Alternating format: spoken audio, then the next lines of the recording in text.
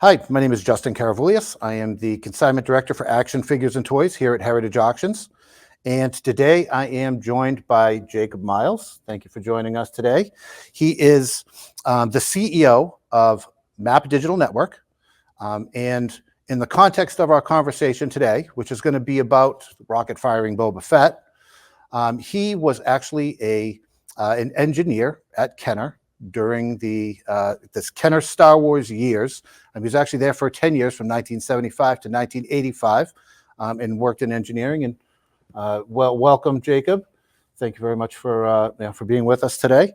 And tell us a little bit about your experience with and how you ended up at Kenner. Well, thank you so much for having me. Well, I started at Kenner, as you said, in 1975. Prior to that, I was with General Electric Aircraft Engine Group outside Cincinnati as a mechanical engineer, and then joined Kenner right before they moved into the Kroger building. They were at 912 Sycamore, then moved into the Kroger building. And at the time I joined, our hot promotional product was $6 Million Man, right, and Bionic Woman. And we were just doing Stretch Armstrong and so forth when got called downstairs one day for a meeting. And that was the day that George Lucas came in and visited with Bernie Loomis. And that's where I saw the script and our Star Wars discussions began. So did Kenner already have the license at that point, or were they still pitching it, trying to work that out? They were pitching it. It hadn't worked it out yet, but they had verbally come to terms. And now we were going to, as Bernie would say, see how we could make it toyetic. Excellent. So you were in the room to some extent right from the very beginning. Oh, yeah. And from an engineering perspective, what was your, we think as a toy enthusiast or collectors, we think in the terms of, here's a full action figure. From an engineering perspective, Star Wars is famously, the 3 3/4 inch, 5 points of articulation, classic action figure. What, from an engineering perspective, what does that mean? What did you do with those components? Well, when a toy gets started, or an idea gets started to be turned into a toy, it usually comes through the preliminary design group, which is a very protected area. You have to be invited into the area and so forth. And they do the original concepts and things of that nature. I would interact with the preliminary design group and the development group, which is the next phase of engineering. When they come out of preliminary design, they will go into to development engineering, where they start working on, how do you make those joints work? How do you make that head stay on, et cetera? What kind of materials does this have to be made of to pass all the safety tests and so forth? And my role at that point early on is, how do you manufacture it? Okay. So they need my inputs so that if they pick a material or a joint design or something, I have to be able to get the molds built, duplicate it, and then make 4,000 or 5,000 pieces every 8 hours.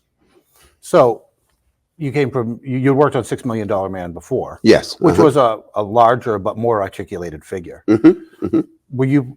So when you came to Star Wars and you look at, the 5 points of articulation, how was that, how did it come to how did it come to be the 5 points of articulation? Was it, there were some options there, in that scale, I guess, at that time, that was, that you kind of set the standard there for that until, later on when things got more articulated, that was a standard that you were setting. How did you come to that? Well, our thought was the engineering department, Kenner was not really leading in anything other than Play-Doh and easy bake oven, type things. We were really a small player, and so when we decided to get into the action figure business, or prior to becoming action figure, it was the male doll business. Right. When we decided to get into the male doll business, we discussed and said, well, what's going to be our point of difference? And we wanted to have more articulation, than any other action figure or male doll figure out there. And so that began with the $6 Million Man. And then obviously we just kind of took that and scaled it down. Excellent. So when Star Wars was, up and coming, what was the general feeling, at that time about when the movie's coming out and, toys are coming out? Can you give us a feel for what that felt like? So what did Star Wars feel? We all know what it feels like today because we've lived through it. But how did it feel when you were at the very beginning creating something that would be iconic? Did you know? Did you have a feeling? Did you know? Well, when we were first in the room and we're talking about it, we were flying high on $6 Million Man, Right. which literally took us to the $100 million category, of sales. And so when Star Wars came in, nobody was that excited. No, it was. You had already reached the peak. Yeah, we had reached a new peak for the company, where we were doing well, and no one was really sure. We didn't know it was going to be what it is today. Okay. So no one was running around screaming, "Oh wow, Star Wars!" We were just looking at it from a engineering, manufacturing point of view, and how can we do this, the best way possible. And then the other thing was, how can we make a statement in the marketplace where we could gain ownership of the action figure category? Excellent. Now, one of the things about the Star Wars figures is they weren't ready for when the movie came out. So when the movie came out and everybody said, "Give me these figures," they weren't available. Did that put a lot of pressure on you to? Or were they already in? Were they already in production, just not ready yet? No, we were the ones, when I say my area, that told them, "You guys smoking something. We can't do, there's no way we can deliver in time for this movie. We can't build molds fast enough. We can't, it's just not possible, to do that." And Bernie Loomis is the one that came up with the idea. Okay, we'll sell a promise. We'll sell the empty boxes and and so forth. But yes, we looked at every possible way that we could get something done in time for the movie. But everything that we would have done would have been very cheap, low entertainment, low play value, and that's not the type of statement we wanted to make coming into the marketplace with this new size figure. Right. So, I'm sure some things were more simple, the 5-point articulation figures, and then you had vehicles, which were obviously more complicated, and then you went, the Rocket-Firing Boba Fett, which had a new feature, to it, which, from an engineering perspective, probably made things a little bit more interesting. What other before we jump right into the Fett, let me ask you one more thing about what else did you work on? Did you work on the vehicles as well? Absolutely. Did you personally work on everything in the lineup to that? Well, point? Yes. In our department, we worked on everything because we were the only department that was with the product from the beginning all the way through production and fixing anything that went wrong in the marketplace, making changes. We're the only engineering that stayed with it all the way through. Okay. Everybody else got on and got off. Okay. So in making it toyetic, as Bernie would say, the Boba Fett rocket was part of that. With the X-Wing fighter, it was the button you push to make the wings go into an X. Those are some of the things that I helped engineer. TIE fighter was the light and the noise and so forth. So everything had to have some feature to it, and that's what we call toyetic. Excellent. So jumping into the specific, and I could sit here all day and ask you. I could dive into any one of these areas, but I want to focus on the rocket-firing Boba Fett today. What do you remember around that? In a general way about, there are stories about, the concerns about whether this was going to be a safety issue, and then during the development of it, and then ultimately the cancellation of it. What can you, as a kind of a bigger picture, what can you tell me about how all, what went down with that? What happened in that, that sequence? Well, Boba Fett, when he was selected to be the promo piece, it was not designed to be this special thing. It was almost like a giveaway, promo piece. And when it was initially developed, as a collector, I see a lot out there about the prototypes and the L and the J, and there's 30 of these and 70 of these and so forth. And I think those numbers are about right. But there was a prototype before them. Before those existed, there was a prototype that we looked at. And it was put together from other Star Wars figures, the piece of Battlestar Galactica figure, and so forth.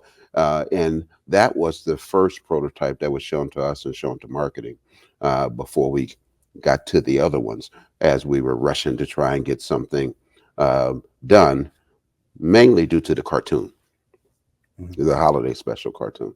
Okay, excellent. So with the rocket-firing Boba Fett, what about the safety concerns? I heard that there were safety concerns initially, even before the incident with the child passing away from swallowing the missile from the Battlestar Galactica. So there were discussions about safety and whether this was the right thing. Were you involved in any of those? Well, absolutely. When we first were building it, the spring was too strong. So it was it would go too far. Room, so the safety was always an issue.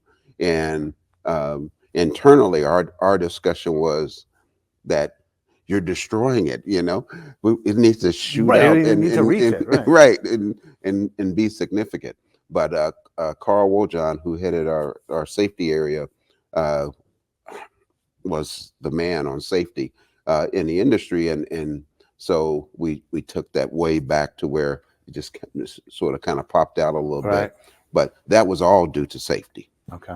So that was our response to safety, but apparently that wasn't enough to to stop and get into production. Right.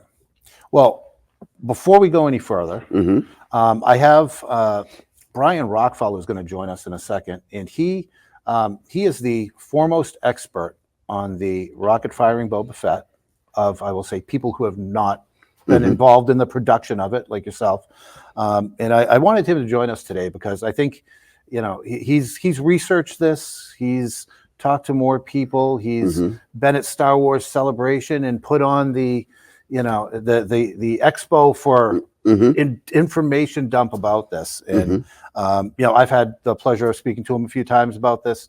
And I wanted to introduce you because, as far as I know, you've never had a real in-depth conversation about this piece, which incidentally is right between us. This is your first time seeing it in many years.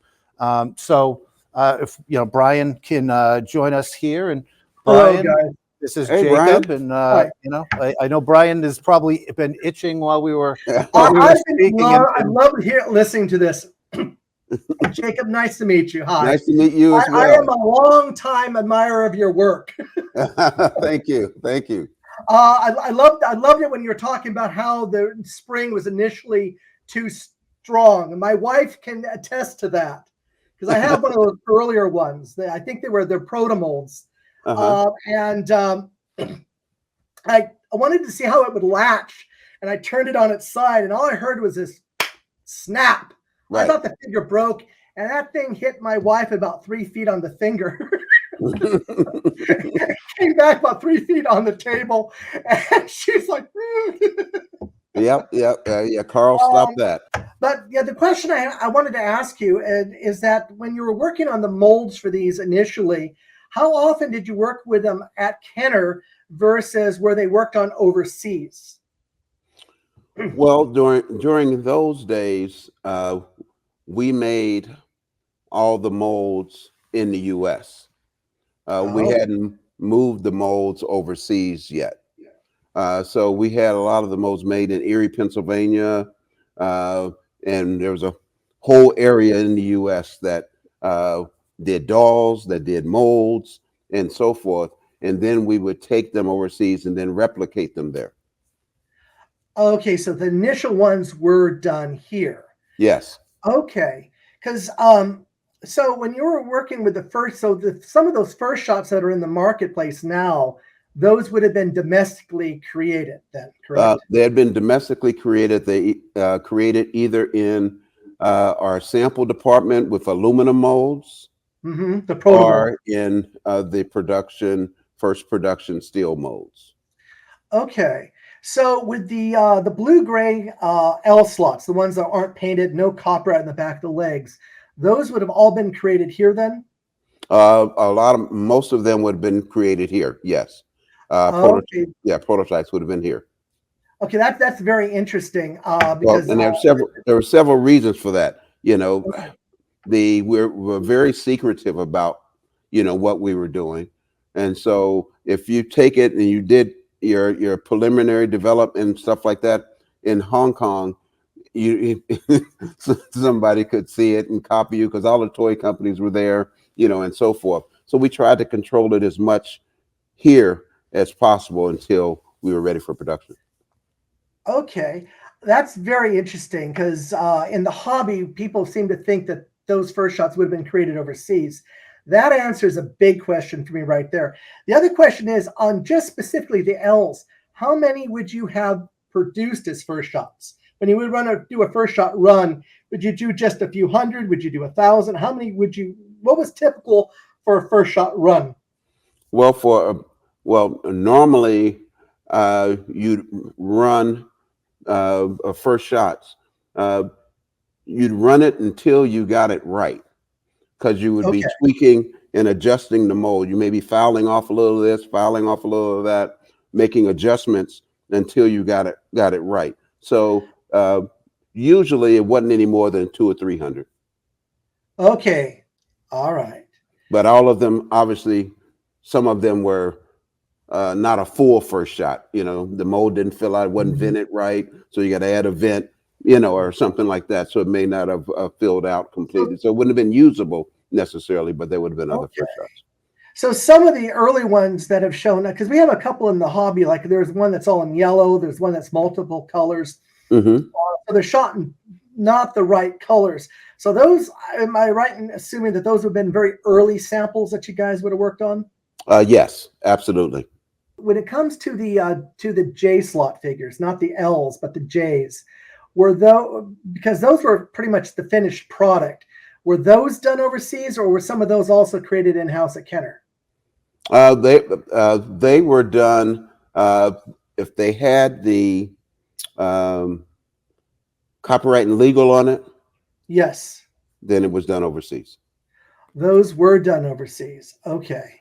So none of the J slots would have been done at Kenner. Right. Yeah. Okay. Yeah. Because there's a controversy in the hobby right now as far as if any of them were, because there's two distinct types of J slots out there. One had a very slender stem that we know from talking to the testing technicians, it was breaking off. And there's one with a reinforced stem. And what we're trying to figure out is what was the final product, or if you guys were working with different mold cavities at the same time. Yeah. Now, what they could have done is taken some shots, from overseas, brought them back, and then played with them, to try and, get to where, we wanted to be. And then we take that back and then make the molds like that. Okay. All right. Let me see. I know I had a list of questions here for you. Let's see. I think we covered a lot of it, though. Yeah, I think we covered a lot of the main questions I had for you. There was just more of the technical aspects of that there. When it came to the J slots, though, do you know how many of those actually would have been brought in? I don't know. I've heard 30 or so. I think it may Okay. have been more like 40 or 50. And so we've heard about 100 from Gimperline. We heard about because he had some of the baggied ones that went in for testing. We were hearing that about 100 came in for testing. And then somebody else was talking to the guy who supposedly destroyed the stock that Kenner had on hand. And they're saying that aside from the 100 that went to testing, Kenner had several hundred ready to go to Maple Plains. But then I guess when the product was discontinued, they were all destroyed at Kenner. Oh, we were in production on the Boba Fett, and we had to destroy stuff there as well. Okay, so stuff would have been destroyed overseas. You suggest it was destroyed overseas as destroyed well. overseas and in the U.S. And in the U.S. all with armed guards and certification of the destruction. Oh, really? Mm-hmm. Oh, you guys were not fooling around, were you? No. Wow. Okay. That's the first time I heard that. And I'd always had suspected that there would have been some product overseas. But I didn't. That's always a question I had, is exactly that destroy order. Who did it pertain to? So I guess we're lucky that, some of these things even exist today, because you guys seem to be pretty, you were pretty thorough with that. Yes. Oh, absolutely. And a lot of that was driven by Lucas. Oh, he had a hand in that too. Oh, yes, absolutely. Oh, because that was a safety issue, but there's also the issue with production that wasn't quite of the standard that we wanted. That also had to be destroyed and certified and so forth as well. Okay, that's very interesting. I really did not understand it was because the people that I think a friend of mine did talk to the guy who did the destruction here in the U.S., but I didn't hear anything about like the guards or anything like that there. That's very interesting. Oh, wow. Yeah, I think you've covered a lot of the questions I've been burning to ask somebody over the years there. Because there's, when you look at these things, I mean, like even with the L slots, you can see where you guys initially had it with a slanted groove. So I guess it latched over to the left, right? Easier. And then it's more of a shear groove, and it was squared off at the top, and then when it's rounded, and then even with the J's, there's different backs. So it's just, I guess the only question that's left to be answered is what was the final J slot? Because what I was told by the testing guy, one of the testing guys, John, I don't know if you remember John Howardson, he said that excuse me a second. I was talking to John Howardson about this, and what amazed me is he knew not only did he remember the J slot, he remembered the different tabs, and he said he remembers that the long stems were the first thing. What he told me is like the first ones that came in were the long stems, and they were breaking. Right. And he remembers talking to one of his friends going, oh, dear me, this is not going to do it all. And that there was a second shipment that came in, which were the short stem versions, which were holding up better.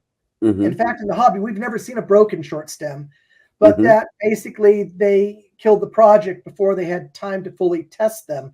So according to him, the short stem is the final version of what the figure would have been. But with Gimperline and the baggied fets, those seem, the ones that went in for testing, those seem to be longer stem versions.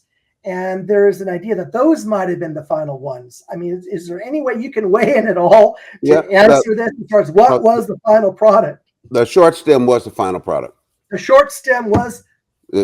Thank you. The short stem was the final product. Short stem and final product. That ends about 6 years of debate there. Yeah, because I mean, I had one. There's one guy out there, and I mean, he's very knowledgeable like this, like me, and he stuck him under the microscope, and he was saying he could try to see where you guys tooled the short stem into the long stem, and I'm like, yeah, okay, but it didn't make sense. Why would you take a toy that was sturdy and make it fragile? It just didn't make sense. I would think you guys would be thinking ahead like that.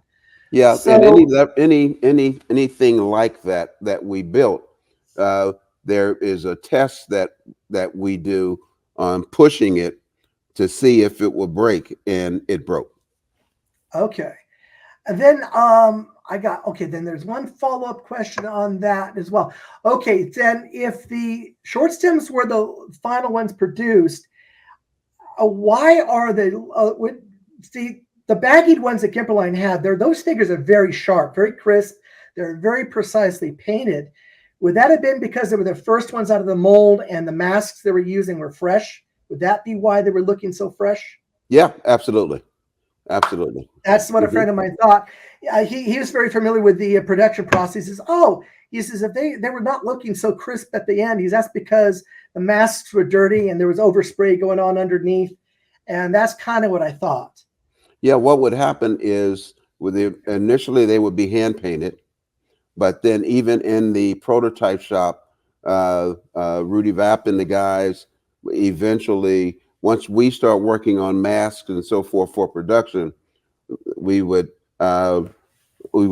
share that, and then they could make temporary masks, and they could obviously decorate them much quicker and easier for prototyping and so forth. Okay, that's fascinating. Another question I have for you, and I think I know what the answer is going to be. Do you know what happened to Jim Swearingen's Kit Bash Fit? I don't know, and I've heard that question before, and Jim doesn't. We all want to know. No, and Jim, we've everyone asked Jim that, and he doesn't know. That thing was something of beauty there, but yeah, I've talked to him about it several times, and he's like, I don't know. He says, last time I saw it, it went to the morgue. He says, that's where it should have been. Right. Yep. Exactly. He also I can imagine what the value of that would be today. Oh God. I mean, there's some people out there say that's $1 million figure if it shows up. Oh my goodness. Yeah. But yeah, Jim was right there at the forefront. Thrown around several times. But I don't know if they understand that what they're looking for is not the one we all expect, because everyone wants the one from the collector case insert. But Jim's figure was reworked by you guys several different times. Right. So the one that exists, if it exists, it's going to be the one that shows up kind of heavily airbrushed on the back of the packaging. And I don't know if that's going to excite or disappoint some people. Myself personally, I want the one that doesn't exist, version that doesn't exist anymore. That was a sexy figure. That would be the one.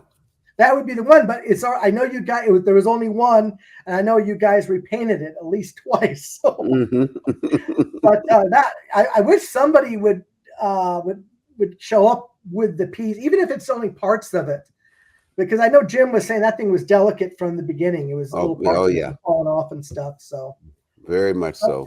Okay, so you swear you don't have it hidden away somewhere? I don't have it. Okay. If you see it in the next Star Wars auction here at Heritage, it didn't come from him. And we know someone wasn't telling you. Yeah, they only. I had to get special permission to come into Jim's area. We could just walk in there. Oh wow. So I think that answers a lot of questions. Hopefully, a few mysteries have been cleared up. Yes. And one thing I want to kind of conclude with, and this doesn't have anything to do with Rocket-Firing Boba Fett, but it's something very cool that I heard that you have that was given to you, a certain helmet. Is that do you mind talking about that a little bit? Yeah, that's a carrying case. That the first carrying case, Darth Vader head carrying case that we did, and I'm I was asking the question, why did he make the bad guy black? And And who are you talking to? George Lucas. George Lucas, and right. it was a joke type thing. So one day we came in. We're having a meeting, and they said, "Jake, we have something for you."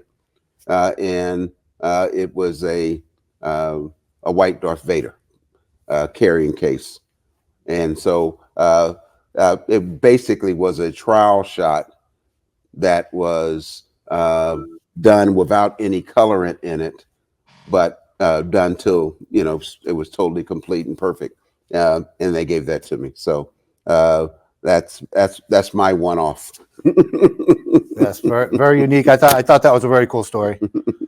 So, well, thank you, Brian, for joining us today, and with your hopefully we can we've shed a little light on a couple of questions, and I appreciate Jacob coming in. Again, this is in celebration of the Rocket-Firing Boba Fett, which we have here. Fantastic. This is a incredibly unique piece, and it will be for auction. The auction here at ha.com. Heritage Auctions is auctioning this off as part of our Star Wars auction that is beginning on May 4th and will conclude on May 31st. So you can see previews of it already up online now. So I'm sure everybody is going to run to the web and take a look, and I encourage you to do so. So thank you both, and talk to you again soon. May the 4th be with you. And Thank you you. guys as well.